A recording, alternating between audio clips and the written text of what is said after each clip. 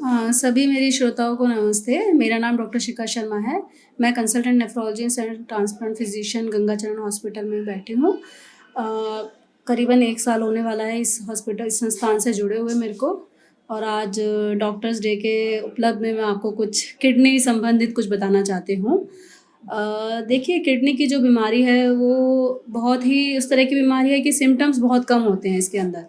जब तक कि आपका किडनी का फंक्शन बहुत कम ना रह जाए, जैसे कि 10 से 15%, तब कुछ आपको सिम्पटम्स आते हैं। तो एटलीस्ट इस डॉक्टर्स डे पे आप एक प्रण ले सकते हैं कि अपना किडनी फंक्शन टेस्ट ज़रूर करवाइए। अब आप सोचेंगे क्या हम सबको किडनी फंक्शन टेस्ट कराना चाहिए? नहीं, एक्चुअली कुछ पेशेंट्स होते हैं जो ज़्यादा रिस्क पे होते हैं, जैसे कि शुगर के मरीज़, ब्लड प्रेशर के पेशेंट्स, या बहुत समय से जो पेन किलर्स खा रहे हैं, जो दर्द की दवाइयाँ खा रहे हैं, या किसी को हार्ट की दिक्कत है काफ़ी लंबे टाइम से, दिल फैला हुआ है, दिल अच्छे से काम नहीं कर रहा है, या कुछ पेशेंट हैं जिनको बहुत ज़्यादा सूजन रहती है हमेशा शरीर के अंदर। तो ऐसे पेशेंट्स को एक बार अपना किडनी फंक्शन टेस्ट, एक बार अपना यूरिन आरएम, जिसको कि पेशाब की जाँच, बहुत ही मामूली सी जाँच होती है, और एक अल्ट्रासाउंड ज़रूर कराना चाहिए। दूसरा मैं कहना चाहूँगी, अगर आप लक्षण की बात करें तो किडनी के डिजीज़ेज़ में क्या लक्षण होते हैं मरीज़ों को, तो वही जिस तरह से मैंने बताया कि जब तक हमारा किडनी का फंक्शन बहुत कम हो जाता है उसके बाद लक्षण शुरू होते हैं। तो जैसे कि हाथ पैरों में सूजन आना, कुछ पेशाब के लक्षण होते हैं, जैसे कि पेशाब कम हो जाता है। स्टार्टिंग में जब किडनी डिजीज़ शुरू होती है तो पेशाब बहुत ज़्यादा आता है, धीरे धीरे करके कम हो जाता है, और आखिरी स्टेज में तो बिल्कुल पेशाब आना बंद हो जाता है। कुछ मरीज़ों को अलग तरह की किडनी की बीमारियाँ होती हैं, उनमें जो होता है जैसे कि पेशाब में झाग आता है, या शरीर में एकदम से सूजन आ जाती है, पेशाब में खून आता है।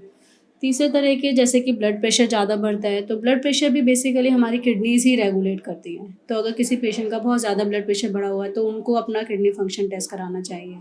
या किसी पेशेंट को जल्दी थकान हो जाती है, साँस बहुत फूलता है, कमज़ोरी रहती है, खाना खाने का मन नहीं करता है, खाना खाना देख कर जी मचलाता है, तो ऐसे मरीज़ों को अपना गुर्दे की जाँच ज़रूर करवानी चाहिए। और रिस्क पेशेंट तो मैंने आपको बता ही दिए, जो diabetic, hypertension, heart disease patient और पेन किलर्स हैं, उन पेशेंट्स को अपना किडनी की इन्वेस्टिगेशन एक बार करवाना चाहिए, नेफ्रोलॉजिस्ट से मिलना चाहिए। देखिए, इनिशियली जो किडनी डिजीज़ होती है उसमें आपको पानी पीना चाहिए। जैसे कि अभी समर है, जो पेशेंट हमें किडनी डिजीज़ से बचना है अभी, तो समर्स में हमको अपना एडिक्वेट हाइड्रेशन रखना चाहिए। तो हम पानी का हिसाब कैसे लगाएँगे, कितना पानी पिएँ? एटलीस्ट जितना हमको यूरिन आ रहा है उसके ऊपर 500 ml एटलीस्ट अबव उतना तो होना चाहिए पानी। लेकिन जैसे-जैसे किडनी की डिज़ीज़ बढ़ती है तो पानी की मात्रा भी हमको कम लेनी होती है, जैसे कि डायलिसिस पेशेंट्स में, उनमें हम बोलते हैं कम से कम पानी पिए।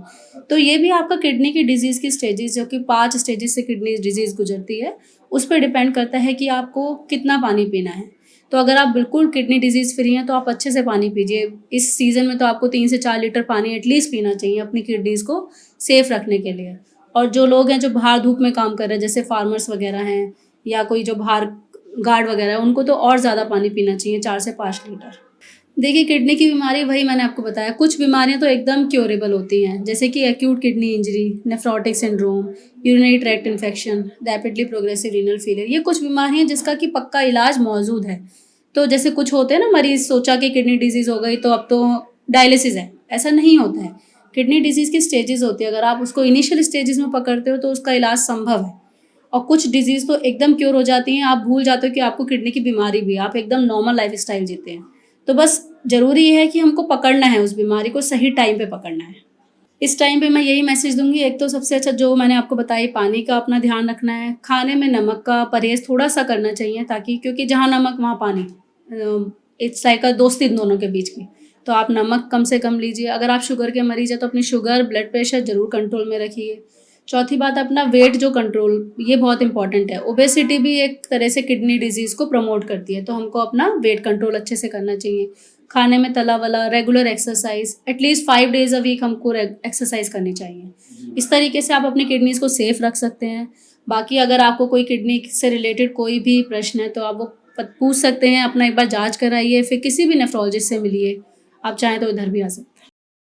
यूपी और देश दुनिया की तमाम ताजा तरीन खबरों के लिए आज ही गूगल प्ले स्टोर से इंस्टॉल करें हमारा तेजी से उभरता न्यूज ऐप डेली इंसाइडर।